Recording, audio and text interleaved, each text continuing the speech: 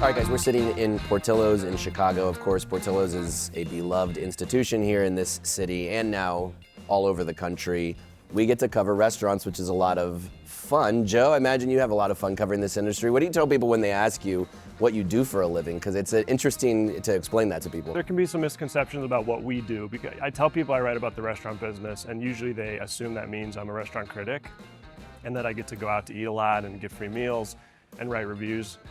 Which is not what we really do. I mean, we cover the business aspect. I've had the same problem. It was to the point where I wanted to get t-shirts that said restaurant business, and on the back, no, I don't do reviews. And also just explaining the concept of a trade publication. Most people, unless you're in an industry, aren't really familiar with what those are. It's exactly how it goes whenever I first meet somebody. It's like, oh, you're a restaurant critic. Do you do reviews? Do you get free food, etc.? Now my friends understand kind of what I do. Whenever something that is big in the restaurant industry makes its way on over into consumer journalism, they turn to me and they're like, Joanna, what's going on? Whenever there's a latest bankruptcy or latest kind of scandal or big dish or exciting thing that's going on, they're like, okay, what does that mean? And so they're kind of getting it, I think, now. When people ask me, the story of how I came in to cover this industry, I say stupid, dumb luck. Because then I learned the industry through Hard Knocks. Just by covering it every day, I learned what the restaurant business entailed. And now 16 years later, I consider myself an expert, as I'm sure all of you do as well, an expert in the restaurant industry purely by focusing on it every single day. Joanna, what's one particular story that you've done in your career covering restaurants that was maybe most challenging, or is just something you're most proud of? I have surprised myself in the past few years that I've really become also passionate about covering policy and legislation. And so I started a series called Policy on the Menu, talking about all of the changes that are rapidly happening in the both federal government and state governments, and things like tariffs, immigration policy, and how they are, health policies, how they are trickling down to affect the restaurant industry. And I've had to learn about, I'd never covered this type of thing before. I had to learn about how kind of the political world works. And it's been challenging and really exciting. Jonathan, you've clearly had some stories that you must be proud of. The one that had the most impact was an investigation that it did on a brand called Burger Inn. It was the fastest growing restaurant chain in the country for a couple of years. In 2019, I got a tip from a really, really good source telling me that franchisees of Burger Inn could not get a hold of the company. Like, nobody was answering the phone, which is actually, if you think about it, incredible. And what happened is that the owner, the guy that created it, basically locked the doors to the company's offices and left. And that the employees went unpaid. And the franchise, it turns out, was essentially a massive fraud. It was a legitimate pyramid scheme. They would sell franchises to investors to get the franchise fee. And then they would work really hard using really aggressive sales tactics to get people to invest and to pay this franchise fee, even if they couldn't afford it. I talked to a number of people who end up literally homeless because of that brand. And ultimately, the feds filed a lawsuit against them, and it really sort of put this focus on this issue in franchising.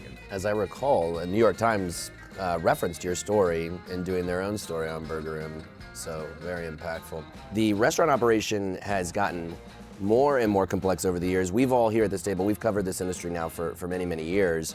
We've seen a lot of change in that time.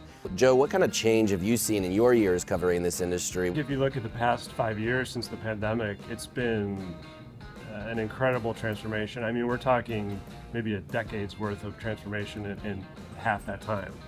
And it extends from, the front of house, the way customers order, all the way to the kitchen in terms of automation, digitization of tasks that used to be done on paper. It's touching everything. This industry, I think, really keeps you on your toes, especially when it comes to things like technology. Takeout has become huge, drive-thru has become huge, and also there's this pushback toward in-person hospitality again. And so there are a lot of ways that people can experience restaurants, and I think it's surprising to me that it has evolved so much. Portillo's is a really good example of what's happening in the larger restaurant industry. They were quasi-early adapters of kiosks. They are now in almost all of the stores, and really people have adapted to it and really love it. I saw a figure yesterday that like close to 70% of restaurant orders are being taken to go, and that includes drive-through, of course, which is a big channel. But I think more and more customers want to eat their food where they want to eat it and on their time, you know, and so that's not always sitting down in the restaurant. So that's transformed everything. I mean, that's transformed where restaurants are located, what they look like, how big they are, how big the kitchen is, and of course the technology that they use. The thing that surprises me the most, and I'm an old guy, is just how much of the business today is takeout and delivery.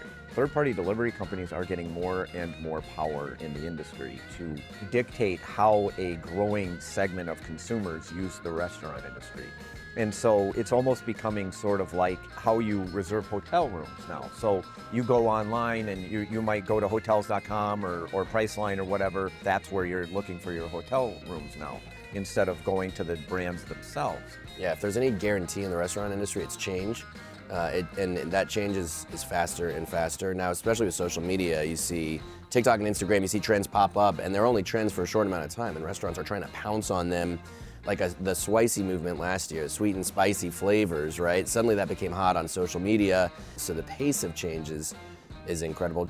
First off, let me recover from your use of the word swicy. Now you're trying to kill me again. One of the cool things about the current environment is we're not limited to talking to just our, just restaurant operators. We can talk to anybody. And through the power of social media. I'm a journalist, and my job as a journalist is to tell people what's going on, and where that format is doesn't matter to me. And so yeah, I mean, I'm literally everywhere. This is all kind of new for us lifelong journalists to adapt to this.